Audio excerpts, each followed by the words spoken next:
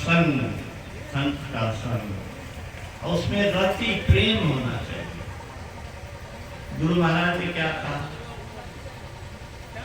जैसे कोई मंदिर का पुजारी प्रसादी बांटता है, वैसे मैं संतों की वाणी की प्रसादी बांटता हूं।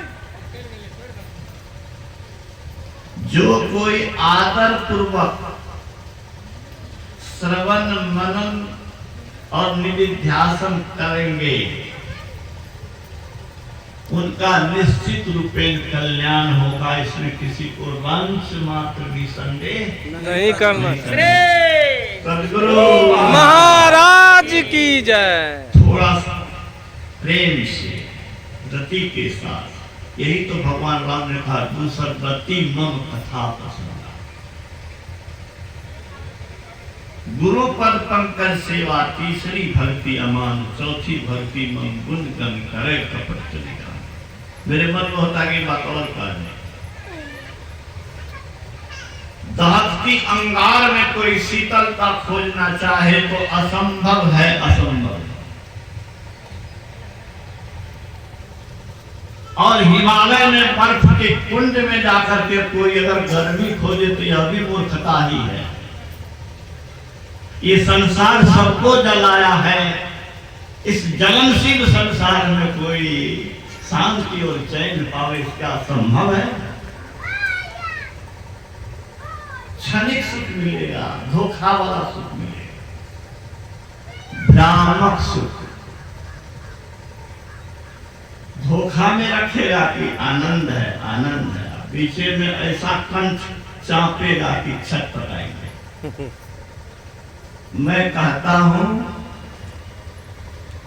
वह मित्र मित्र नहीं जो आगे चल के मेरा गला बेटे, क्या वो मित्र है? जी नहीं। वह मित्रता का नाटक कर रहा है, वह छलिया है, वह धूर्त है, हमें धोखा में रख रहा है। ये संसार का सुख भी ऐसा ही है, हमें फंसाता है, ललचाता है, लटकाता है, दुर्दशा कराता है।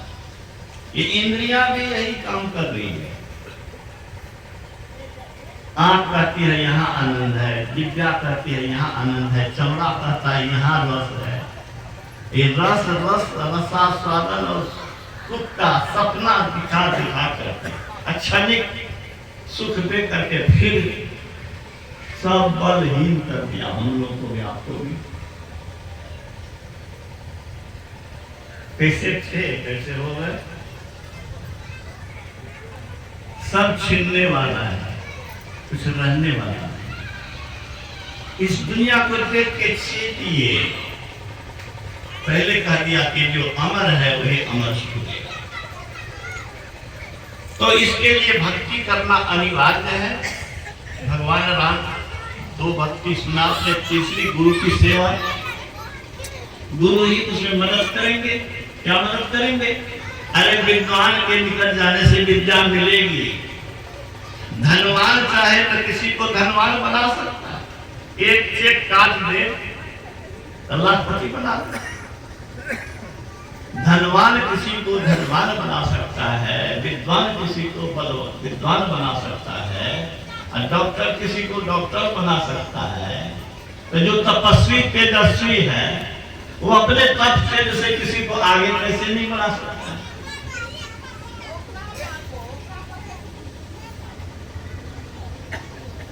रामानंद स्वामी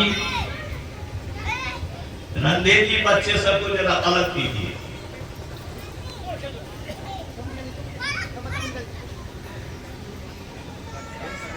तो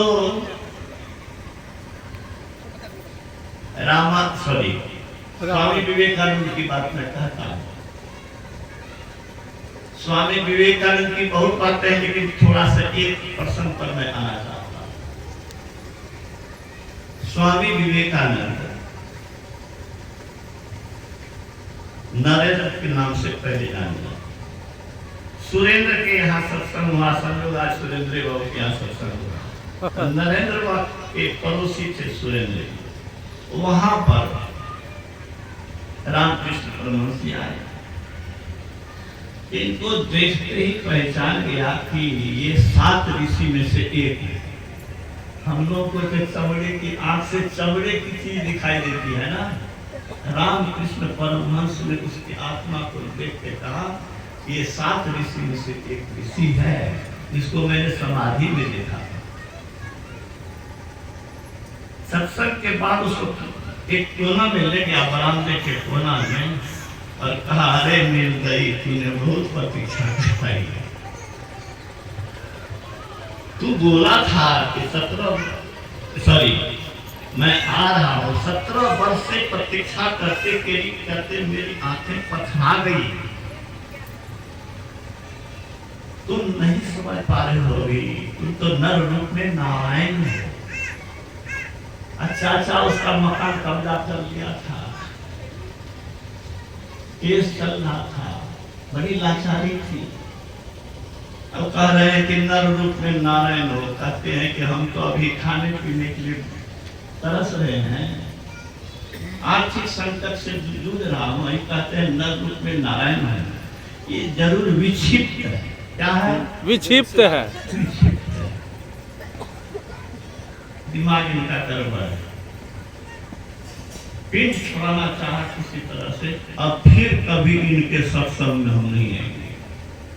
पकड़ लिया, कस के छोड़ ले रहे हैं, बोल रहे हैं। इसी तरह जब पिंड छुड़ा तो सोचा कि फिर कभी नहीं आएंगे। लेकिन स्वामी विवेकानंद लिखते हैं कि 3 दिन में अलग नहीं रह सका, मैं उनके पास गया, चुंबक जैसे खींच लेता। मैं जब गया तो उन्होंने क्या सोचा नहीं सोचा, हम लोग अंदाज लगाते हैं कि रामकृष्ण परमहंस ने सोचा होगा कि इसी तरह से पागल समझता रहेगा, आज इसको कुछ अनुभूति करा दें। उसके छाती पर हाथ रखा, जैसे छाती पर हाथ रखा शरीर से प्राण निकल रहा। हम लोग निकलने की कोशिश कर रहे हैं, साधना के द्वारा, ध्यान के द्वारा, ऑटोमेटिक होने लगा। लेकिन वो डर गया और कहता है कि क्या कर दिया आपने, मैं मर जाऊंगा। मेरे परिवार में मेरी माता क्या कैसे रही, पिता मरे, हमारे चले गए। व्याकुलता की स्थिति में देख करके उसने हाथ हटा लिया, फिर यथावत हो गया।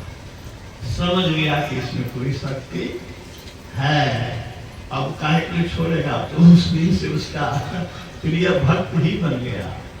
मैं कह रहा था कि विद्वान अपनी विद्या से किसी को विद्वान बना सकता है, धनवान किसी को धनवान बना सकता है, तो गुरु भी अपनी कृपा से उद्धार कर सकता है। लेकिन सुने ना भी कि आज्ञा, जब तक उनकी आज्ञा में नहीं रहेंगे कृपा कैसे होगी। आज्ञा क्या है जो दीक्षा ले लिए हैं? स्तुति नहीं करना बहुत हानि है, बहुत पाप है। गुरु महाराज कहते हैं उपकार के उपकार को नहीं माने वह कीर्तन है। स्तुति प्रार्थना नहीं छोड़िए, ध्यान नहीं छोड़िए, त्रिकाल संध्या नहीं छोड़िए, पापों से डरिए, जैसे सांप से डरते हैं वैसे पाप से डरिए। चौथी भक्ति मन गुणगन करे कपट परिगान। गुणगान ईश्वर का गुणगान कीजिए, मुंह से भी कीजिए, मन से भी कीजिए, काम से भी कीजिए। मन वचन कर्म से गुणगान दिखे आपका, सिर्फ वाणी से नहीं।